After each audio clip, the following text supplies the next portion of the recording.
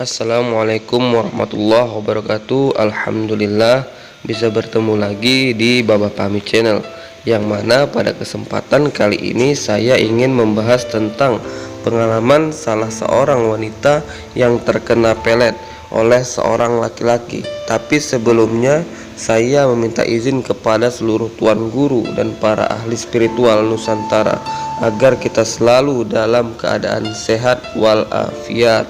Amin.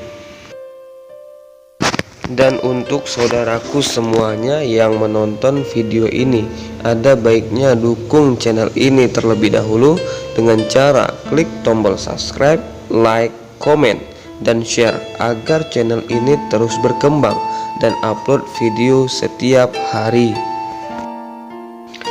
Pelet sampai sekarang masih sering digunakan, dan ini sering dilakukan karena tidak diterimanya perasaan suka seseorang kepada orang yang ia sukai, dan banyak orang memilih jalan yang pintas, dan jalan inilah agar hasratnya terpenuhi walaupun mereka mengetahui cara ini adalah cara yang salah.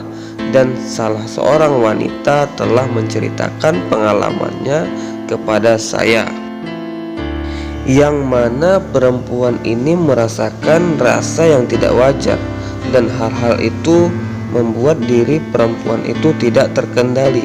Dan saat dia menceritakan apa yang ia alami, saya merasakan itu adalah pelet yang diberikan atas nama perempuan tersebut. Dan ada beberapa ciri-ciri orang yang terkena pelet adalah sebagai berikut.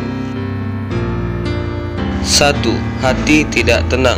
Ciri-ciri yang pertama, jika seseorang terkena pelet, maka hati tidak tenang, terasa gelisah, tak tentu arah, dan untuk fase awal dia akan kepikiran seseorang yang memberikan pelet tanpa ia sadari, dan ia pun tidak tahu apa alasan dia bisa ingat dengan orang yang telah memberinya pelet. Kedua, ciri-ciri yang kedua seseorang yang telah terkena pelet adalah suka menyendiri, yang biasanya ia sering bersosialisasi, sekarang ia lebih memilih untuk menyendiri dan melamun untuk memikirkan seseorang yang telah memberinya pelet. 3. Selalu nurut. Ciri-ciri yang ketiga jika seseorang terkena pelet adalah selalu menurut dengan apa yang dikatakan, yang diucapkan, dan yang disuruh oleh orang yang memberinya pelet. Semua yang disuruhnya akan dilakukannya walaupun itu membahayakan diri seseorang yang terkena pelet tersebut.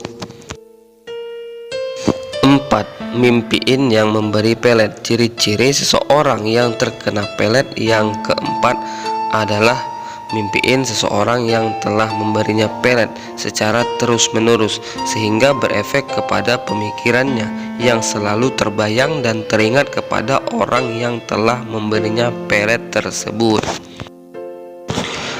5. Rindu berlebih. Ciri-ciri yang kelima jika seseorang terkena pelet yang kelima adalah rindu yang berlebih.